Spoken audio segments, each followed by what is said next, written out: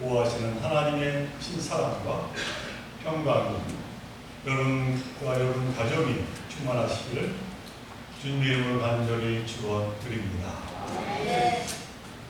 사람이 살아가는 데 없어서는 안 될 도구가 많이 있습니다만 그 가운데 매우 중요한 것 하나가 칼이라고 말씀드릴 수 있습니다. 이 칼은 참 신기한 물건입니다. 주부의 손에 들리면 가족을 위한 맛있는 음식을 만드는 도구가 됩니다. 의사의 손에 들리면 환자의 생명을 살리는 수술 도구가 됩니다. 조각가의 손에 들리면 아름다운 예술 작품을 만들어냅니다. 그러나 강도의 손에 들리면 사람을 위협하는 흉기가 되고 맙니다. 또 전쟁터에서는 생명을 빼앗는 무기가 됩니다. 그러나 칼 이 자체가 선하거나 악한 것이 아닙니다. 누가 어떠한 목적을 가지고 사용하느냐, 그것이 중요합니다. 그리고 사실 지금 이 세상의 지식도 그렇고 권력도 그렇고 재물도 마찬가지입니다. 문제는 그것을 사용하는 사람의 마음 자세입니다. 자, 그렇다면 믿음은 어떻습니까? 믿음은 언제나 나를 살리고 상대방을 살리는 아주 귀한 도구가 되어야 합니다. 그러나 안타깝게도 오늘날 우리는 이 믿음이라는 이름으로 사람을 정죄하고 상처를 주고 심지어 분열을 일으키기도 합니다. 이런 상황에서 우리는 어떻게 해야 하겠습니까? 무엇보다도 먼저 우리는 다시 성경 말씀으로 돌아가야 할 겁니다. 왜냐하면 이 성경에 그 해답이 있기 때문입니다. 자, 그렇다면 성경이 말하는 이 믿음은 무엇일까요? 오늘 본문은 그 질문에 대한 가장 분명한 대답 하나를 들려줍니다. 오늘 우리가 함께 읽은 로마서 1장 17절 후반부의 말씀입니다. 의인은 믿음으로 말미암아 살리라. 이는 그러니까 믿음, 우리 모두를 살리는 것이라, 그렇게 말씀을 합니다. 아마 교회가, 특히 이 개신교회가 성경에서 무엇보다 중요하다고 생각하는 구절이 있다면 바로 이 구절이 아닌가 하는 생각을 해봅니다. 중세 가톨릭 교회의 끝 타락 앞에서 종교개혁가 마틴 루터는 무엇보다도 먼저 이 믿음을 강조했습니다. 오직 믿음으로만, 이것이 교회 개혁의 기본 원리임을 깨달은 것이죠. 그리고 루터는 바로 이 개혁의 원리를 다름이 아닌 로마서에서 발견을 했습니다. 루터는 성경 말씀을 하나의 반지라, 그렇게 보았습니다. 그렇다면 반지에서 가장 중요한 것이 무엇이겠습니까? 뭐니 해도 이 반지 중앙에 박힌 이 보석일 겁니다.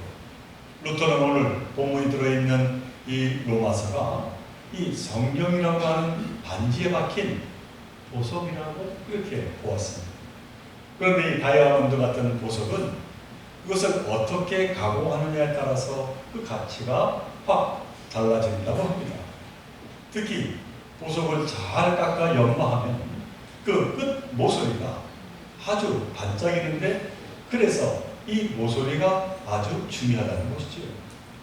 루터는 로마서 1장 17절 말씀, 곧 의인은 믿음으로 말미암아 살리라, 이 말씀이 바로 이 성경 말씀의 모든 빛을 모아서 발산하는 그 모서리와 같다라고 하는 말을 했습니다. 자, 그렇다면 의인은 믿음으로 말미암아 살리라, 이 말씀은 구체적으로 무슨 말씀일까요? 어떠한 뜻을 가진 말씀일까요? 우리가 이 말씀을 제대로 이해하려면 무엇보다도 먼저 구약 성경의 하박국서를 살펴보아야 합니다. 왜냐하면 이 의인은 믿음으로 말미암아 살리라, 이 말씀이 바로 이 바울이 하박국서에서 인용한 말씀이기 때문입니다. 하박국서 2장 4절의 말씀입니다. 보라 그의 마음은 교만하고 그 속에서 정직하지 못하나 의인은 그의 믿음으로 말미암아 살리라. 그렇게 적혀 있습니다.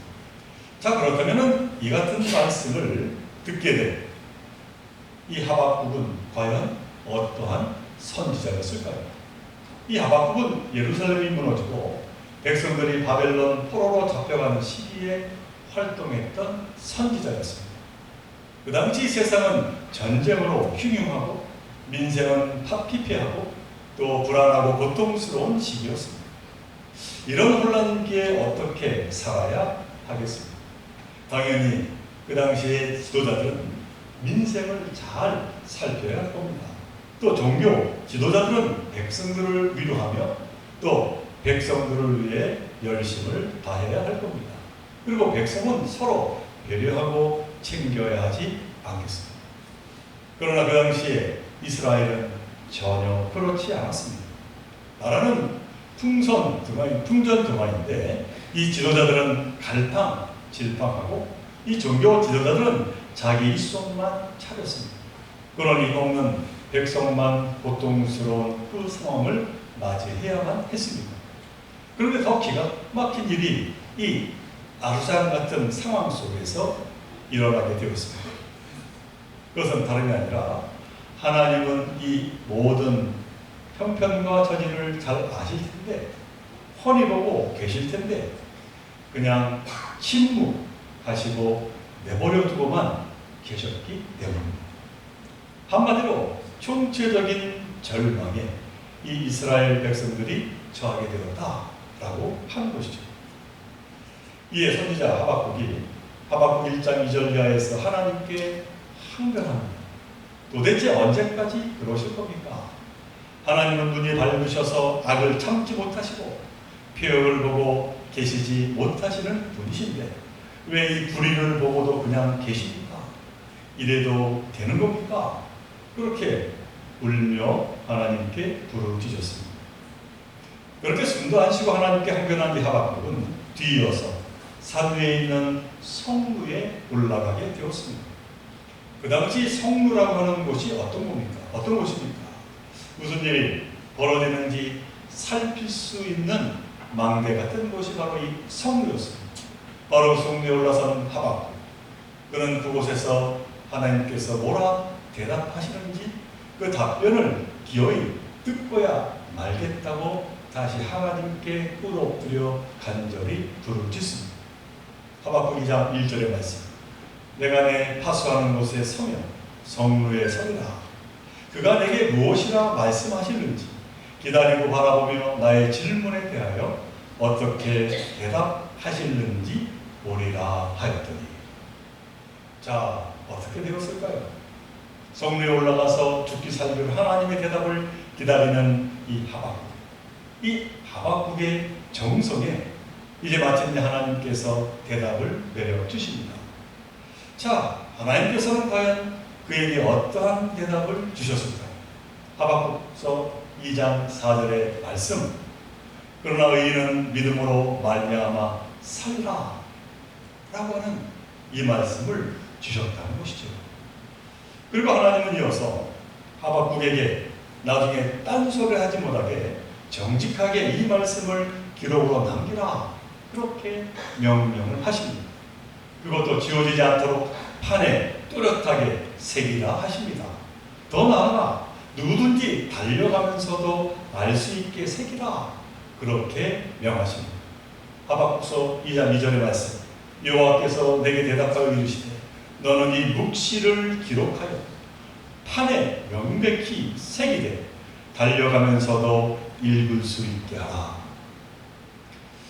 자, 그런데 우리는 여기서 무엇보다도 먼저 이 묵시라고 하는 단어에 주목할 필요가 있습니다. 이 여기서 묵시라고 하는 이 단어는 단순히 꿈이나 환상을 뜻하는 것이 아닙니다. 성경 말씀에서 이 묵시는 하나님께서 선지자에게 보여주시고 알려주시는 계시, 곧 하나님의 뜻과 계획을 의미합니다.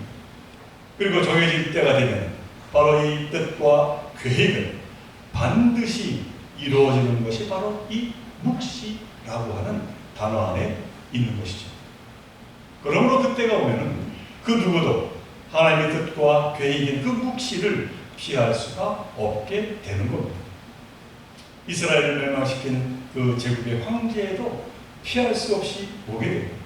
갈팡질팡하는 지도자들, 자기 손만 챙기는 종교 지도자들에게도 피할 수 없이 오게 되는 것이고, 고통당하는 이스라엘 백성들에게도 피할 수 없이 오고, 그리고 너에게도 오고 나에게도 반드시 찾아오게 되는 것이 묵시라고 하는 것입니다. 그러므로 너무나도 분명하고 확실한 이 묵시, 이 계시, 곧 의인은 믿음으로 말미암아 살리라 라고 하는 이 말씀을 지워지지 않도록 판에 노릇하게 새기고 또 새기는데, 누구든지 달려가면서 할 수 있게 새기라, 그렇게 하나님이 하박국에게 명령을 하셨던 것이죠. 자, 그런데 문제는 여기서 말하는 그 의인은 과연 누구를 가리키는 것일까요? 어떠한 상황에서도 율법을 잘 지키고 정의로운 사람이 의인일까요?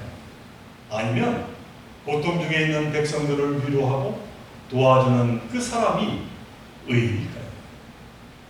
여기서 말하는 의인이란 그런 것이 아니라 바로 이 묵시를 믿는 사람이 의인이라는 것입니다. 곧 하나님의 뜻이 이루어질 때가 온다는 것을 의심치 아니하는 사람, 그때를 기다리며 사는 사람, 그 사람이 바로 의인이라는 것이죠.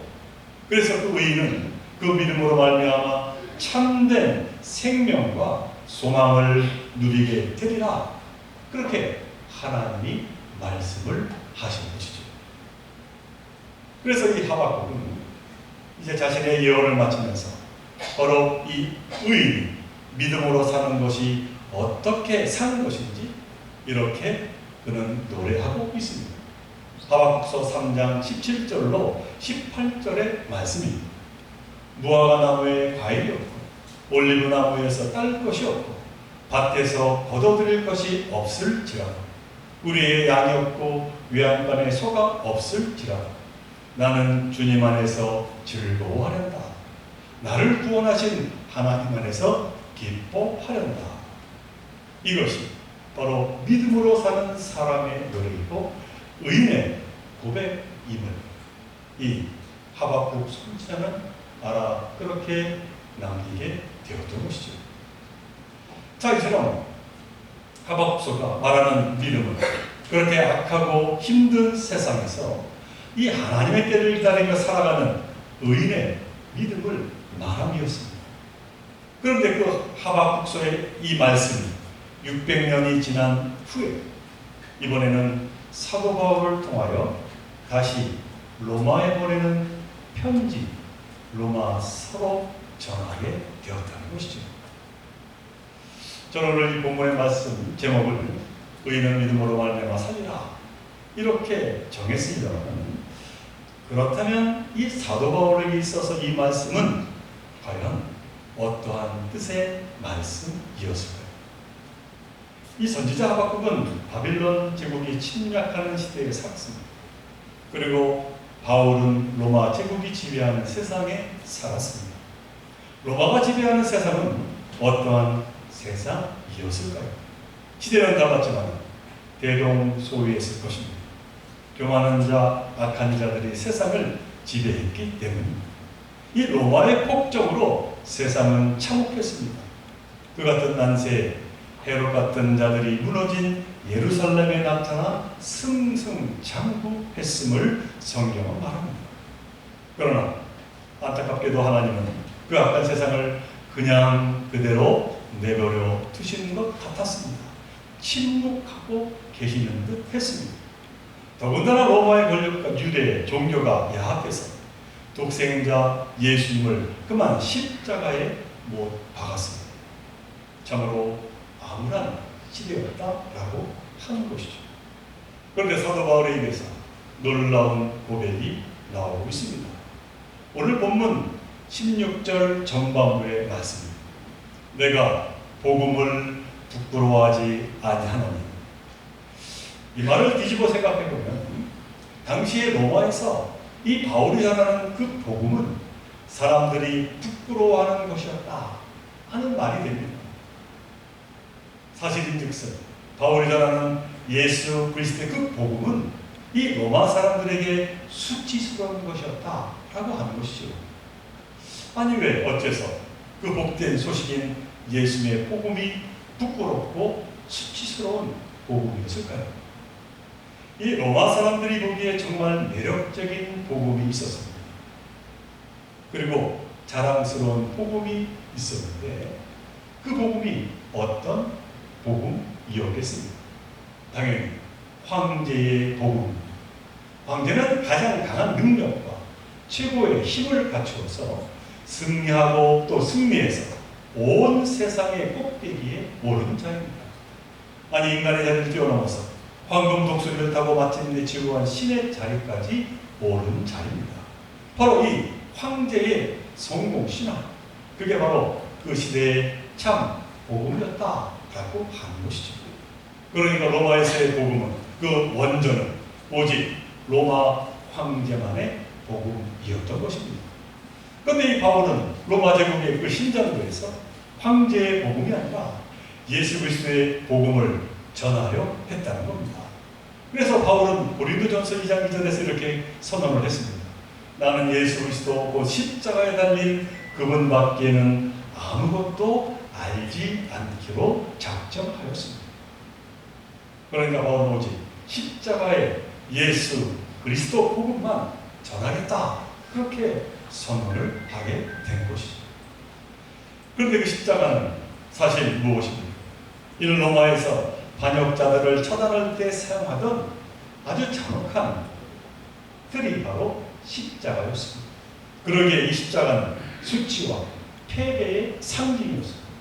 그런데 바울은 이 십자가의 복음이 유대 사람에서부터 헬라와 로마 사람에 이르기까지 모든 믿는 사람을 구원하는 하나님의 능력이 된다고 당당하게 말하고 있음을 보게 됩니다. 바로 오늘 본문 로마서 11장 16절의 전체의 말씀입니다.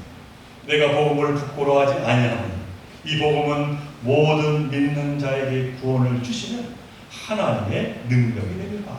먼저는 유대인에게요, 그리고 헬라인에게로다. 아니 어떻게 그럴 수가 있을까요? 세상이 다 로마의 권력에 굴복했는데 온 세상에 이 황제의 복음을 찬미하며 황제를 숭배하는데 어떻게 그거 로마에서 이 십자가의 죽음을 전하겠다고 그렇게 당당하게 말할 수가 있겠느냐라고 하는 것이죠. 그 당시에 그 반역의 대명사인 십자가가 복음이라고 주장한다면 당장 체포되고 박해를 받고 말 것입니다. 한마디로 이 십자가의 복음을 그것도 로마에서 전하는 것은 너무나도 어리석고 무모한 일이 아닐 수가 없었던 것이죠. 그러나 사도 바울은 물러서지 않았습니다. 두려워하지 않았습니다. 왜? 이 사도 바울은 그렇게 당당하게 예수 그리스도의 십자가의 복음을 전하고자 했을까요? 바로 이 사도 바울은 오래전 하박국 선지자가 외친 하나님의 묵시를 너무나도 잘 알고 있었기 때문입니다. 의인은 믿음으로 말미암아 살리라. 바로 이 말씀을 이 사도 바울은 너무나도 마음속 깊이 간직하고 있었다는 것이죠. 바울은 확신했습니다. 십자가가 결국 승리할 것을 말입니다. 그래서 그는 이렇게 고백을 합니다. 고린도전서 1장 18절의 말씀, 십자가의 도가 멸망하는 자들에게는 미련한 것이요 구원을 받은 우리에게는 하나님의 능력이라. 이 사도 바울은 십자가에서 하나님의 능력을 보았고 하나님의 의를 보았으며 하나님의 놀라운 승리를 보았던 것이죠. 그래서 바울은 또 고린도전서 15장 57절에서 이렇게 당당하게 고백합니다. 우리 주 예수 그리스도로 말미암아 우리에게 승리를 주시는 하나님께 감사하노라. 어리신적으로 믿는 것은 결국 십자가가 최후에 승리한다는 바로 그 복음이었던 것입니다. 그리고 그것이 정말로 실현이 되었습니다. 바울이 죽고 300년이 지난 후에 로마의 제국과 로마의 황제가 예수 그리스도를 주로 고백했다라고 하는 사실입니다. 이처럼 선지자 하박국은 바빌론 제국 황제의 잔혹한 권력에 굴하지 않고 믿음으로 하나님의 때를 기다렸습니다. 사도 바울은 로마 제국 황제의 권력에 굴하지 않고 이 믿음으로 십자가의 복음을 전했습니다. 종교개혁자 마틴 루터는 부패한 교황의 권력에 굴하지 않고 이 믿음으로 교회를 개혁했습니다. 이처럼 선지자 하박국과 사도 바울과 루터는 믿음으로 말미암아 그 모든 고난과 환난을 감당하며 의로운 자로 기쁨과 생명의 삶, 소망의 삶을 살아가게 되었다라고 하는 놀라운 사실입니다. 사랑하는 우리 종교회 성도 여러분, 이는 지금 우리에게도 너무나 중요한 믿음의 자세가 아닐 수가 없습니다. 우리도 의인으로 믿음의 삶을 살아내야 할 때입니다. 하나님은 분명 우리에게 약속하신 참 승리의 축복을 내려주실 줄로 믿습니다. 그러므로 지금 비록 어렵고 힘든 처지에 있을지라도 하나님이 여전히 침묵하고 계신 것 같은 느낌을 가지고 있을지라도 결코 낙심하거나 절망할 필요가 없습니다. 오히려 굳건한 믿음으로 참으로 오늘 우리에게 주신 의인으로 장래받게 될 놀라운 그 은혜의 은총을 소망하며 날마다 기쁨의 삶을 살아가는 저와 여러분 모두가 되시기를 주님의 이름으로 간절히 축원을 드립니다. 기도합니다. 사랑하는 하나님, 의인은 믿음으로 말미암아 살리라, 그렇게 고백한 하박국과 사도 바울과 루터의 고백이 우리의 고백이 되게 하여 주옵소서. 그리하여 지금 비록 어렵고 힘든 처지에 있을지라도 결코 낙심하지 아니하고 오히려 소망의 삶을 살아가는 저희 모두가 되게 하여 주옵소서. 이 놀라운 복음을 또한 전하며 날마다 기쁨의 삶을 이루어가는 저희 모두가 되게 하여 주옵소서. 이 모든 간구 우리 생명 되시는 예수 이름으로 기도드리옵나이다.